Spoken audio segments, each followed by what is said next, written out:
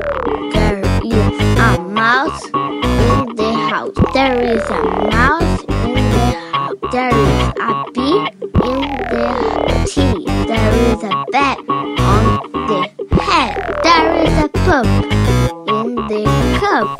Olá, pessoal. Eu sou a Alana, professora de inglês do ensino fundamental, anos finais, da rede municipal e mestranda em educação. O nosso podcast possui como tema o ensino bilíngue, muito comum em países que possuem mais de uma língua oficial. A oferta do ensino bilíngue está crescendo no Brasil. Eu convidei para explicar para nós sobre o assunto a professora Isabela.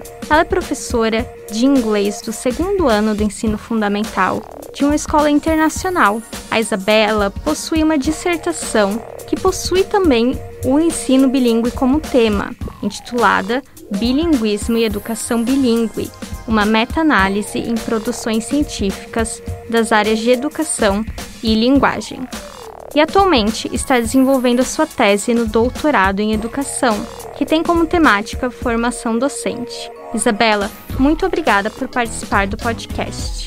Alana, muito obrigada pelo convite. É um prazer poder conversar um pouco mais sobre ensino bilíngue. Este podcast está vinculado aos cursos de mestrado e doutorado da pós-graduação em educação da Universidade Regional de Blumenau e as disciplinas de Seminário de Tese 3 e Comunicação e Educação, Interfaces e Processos.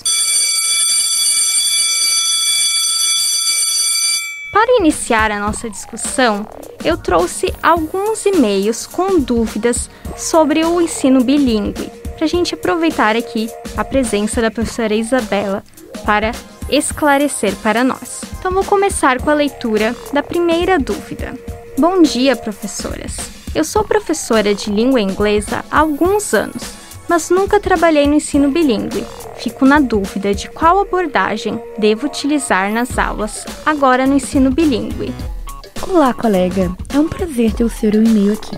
A principal diferença que precisamos considerar entre o ensino bilíngue e a língua inglesa como língua adicional é o foco de ensino. No ensino bilíngue, não podemos considerar apenas as estruturas e as normas gramaticais. Precisamos sair do verbo to be e utilizar a língua não só como objeto, mas também como língua de instrução. Além disso, precisamos também utilizar os aspectos culturais dos países falantes da língua inglesa. Muito bem, a gente vê aí então que a chave para o ensino bilíngue é também o aspecto cultural da língua inglesa. Vamos para a próxima dúvida. Olá, eu não sou professora, mas tenho muitas dúvidas sobre ensino bilíngue. Possuo 2 filhos pequenos e constantemente vejo propagandas falando sobre ensino bilíngue. Fico na dúvida sobre o que realmente é essa proposta. Todas as escolas que oferecem outra língua são bilíngues? Essa é uma excelente pergunta da nossa ouvinte. Bem, nem todas as escolas que se chamam bilíngues realmente ofertam uma proposta bilíngue. Algumas escolas oferecem programas extensivos de língua inglesa ou de outro idioma. O que isso quer dizer? Elas oferecem uma carga horária maior, como em um cursinho intensivo, mas não necessariamente são bilíngues. Para ser bilíngue, além da carga horária, as escolas precisam ofertar atividades culturais, ter uma estrutura organizada nas 2 línguas, como placas de sinalização. Não basta simplesmente trabalhar gramática e estrutura, mas sim é importante trabalhar toda a cultura em torno da língua. Muito bem, eu trouxe mais uma pergunta então para a gente dar esse gás na nossa discussão. Prezadas professoras, sou mãe e tenho algumas dúvidas sobre ensino bilíngue. Gostaria muito que minha filha, que está na educação infantil, aprendesse inglês, mas já vi comentários que ela deveria primeiro se alfabetizar no português para depois aprender outra língua. Caso eu escolha colocá-la antes da alfabetização, eu posso estar atrapalhando o desenvolvimento dela? Querida mãe, essa é uma fala até bastante recorrente e uma preocupação de muitos pais. Mas eu posso falar com segurança que não passa de fake news. Na verdade, houve um tempo em que até houve pesquisas que indicaram isso. Mas essas pesquisas que foram realizadas na Europa e nos Estados Unidos, ainda na década de 50, se mostraram imprecisas. Essas pesquisas focaram principalmente em crianças filhas de imigrantes de baixa renda. Consequentemente, essas crianças, na verdade, não dominavam ainda a língua do país, e isso deu a impressão errada de que elas não davam conta de aprender e dominar os dois idiomas. Os estudos mais recentes mostram que o ensino bilíngue não prejudica a alfabetização, não causa confusão mental e nenhuma dessas outras informações que muitas vezes encontramos circulando por aí. Muito pelo contrário.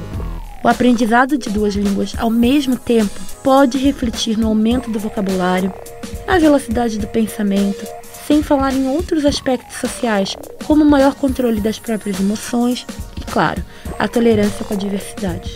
Essa é uma dúvida que com certeza aterrorizava muitos pais. Obrigada, Isabela, por responder. A gente vai continuar então aqui falando um pouquinho mais sobre o ensino bilíngue, com o objetivo de clarear mais sobre como essas práticas ocorrem. Para isso, nós vamos dividir um pouquinho sobre 2 temas, o CLIO e a alfabetização fônica. O CLIO, abreviação para Content and Language Integrated Learning, é um termo abrangente para diferentes abordagens educacionais, como imersão, educação bilíngue e educação multilíngue, ancoradas na teoria histórico-cultural. De forma reduzida, poderíamos dizer que o CLIO foca no desenvolvimento linguístico da segunda língua através da apropriação do conceito do componente curricular trabalhado. Para isso, o ensino da língua inglesa precisa ocorrer de forma dialógica, em contextos reais e significativos para os estudantes. Para isso, a língua ensinada deve ser a língua utilizada para ensinar, para conversar e também como objeto de estudo. Nessa interação entre a língua como objeto e meio de instrução, vão ocorrendo as apropriações da língua e do conteúdo. Mas e quando nós nos referimos a alunos menores, Isabela? Especialmente em fase de alfabetização. Falar de conteúdos e línguas parece um pouco confuso. Se para os maiores ainda gera às vezes algumas dúvidas, associar componente curricular e a língua inglesa, através de gramática, gêneros textuais, tantos outros, como nós podemos fazer isso na alfabetização? Bem, primeiro precisamos desmistificar que essas metodologias exigem que o componente curricular seja específico da linguagem. Podemos associar componentes curriculares das áreas das ciências no uso da língua estrangeira, por exemplo, ou até mesmo a área da matemática. Um exemplo que eu utilizei que eu acho que pode ser muito interessante para a gente conversar é o exemplo de uma atividade de mercadinho, né? Essa atividade pode trabalhar diferentes habilidades, como a compreensão auditiva, pronúncia, revisar vocabulário abordado anteriormente, que pode ser de frutas, vegetais, alimentos, e pode ainda inserir os componentes curriculares de adição e subtração. Essa atividade pode ainda reutilizar materiais reciclados e, assim, associar, por exemplo, a importância da reciclagem, do meio ambiente e trazer a área das ciências para a mesma prática. Outra atividade legal que eu posso compartilhar foi a criação de uma horta. Associando a aprendizagem da língua inglesa com o componente curricular de ciências, fomos conhecer mais sobre os recursos naturais, cultivando. Foi possível trabalhar vocabulário de diferentes vegetais, partes das plantas e ainda discutir o que é importante para o crescimento e desenvolvimento das plantas. Outra possibilidade ainda é a construção de maquetes com um bairro ou até mesmo cidade. Assim, podemos, por exemplo, associar o vocabulário em língua inglesa com os componentes de ciências sociais, sobre moradia, a história local. Muito bem, Isabela. Esses exemplos nos ajudam a observar que a linguagem não precisa ser necessariamente escrita, não precisa estar encaixada naquela caixinha da disciplina da língua inglesa, da língua portuguesa. Ela pode ser verbal, pode ser complementada com contação de história, com vídeo, música e até mesmo com jogos. Isso. E talvez para os menores alguns se perguntem, mas como eu posso trazer isso para a fase da alfabetização? Então, por exemplo, que tal organizarmos as palavras de uma dessas atividades do mercadinho em ordem alfabética. Ou talvez tentarmos recordar tudo que foi trabalhado para cada letra do alfabeto, né? O que a gente encontrou no mercado com a letra A, com a letra C, com a letra V. O processo de alfabetização em língua estrangeira também é um momento de descobertas. E por isso, deve ser interessante para os alunos, além de significativo. Desenhar as partes da planta no caderno ou escrever uma lista de sujeitos e verbos talvez não tenha o mesmo significado para eles do que ver as partes da planta, ou talvez se comunicar com o próprio colega numa atividade faz de conta. A fase da alfabetização talvez seja um dos maiores desafios hoje no ensino bilíngue. Diferentemente da língua portuguesa, a alfabetização ocorre pelo som dos fonemas, destacando desde o início o som de cada vogal e cada consoante, ou como são conhecidas em inglês, as CVC, Consonant, Vowel, Consonant, até que a criança seja capaz de realizar a leitura de palavras mais complexas. Para isso, desde a educação infantil, é possível trabalhar a consciência fonológica das crianças na língua estrangeira, através da articulação de cada letra do alfabeto, do reconhecimento do som de cada letra e até mesmo associando o vocabulário às letras. Assim como fazemos no português, ao apresentar que o B é o B de bola, ou associar o nome de um amiguinho ou da família às letras do alfabeto, podemos ir apresentando que a letra A é o A de Apple. E aos poucos, as crianças vão se apropriando dessa consciência e realizando suas próprias leituras, como vimos na abertura desse podcast. E tem coisa mais encantadora que uma criança descobrindo a ler? Com certeza não tem. A gente viu que coisa mais fofa que foi essa leitura na abertura do nosso podcast. Obrigada, Isabela, por esclarecer tantas dúvidas, acalentar o coração de pais que estavam com medo desse ensino bilíngue e também por ajudar esses professores que estão iniciando sua trajetória no ensino bilíngue e até mesmo como professores de inglês. Isabela, também quero te parabenizar pelas suas experiências, pelo seu conhecimento muito rico. Parabéns por tanto.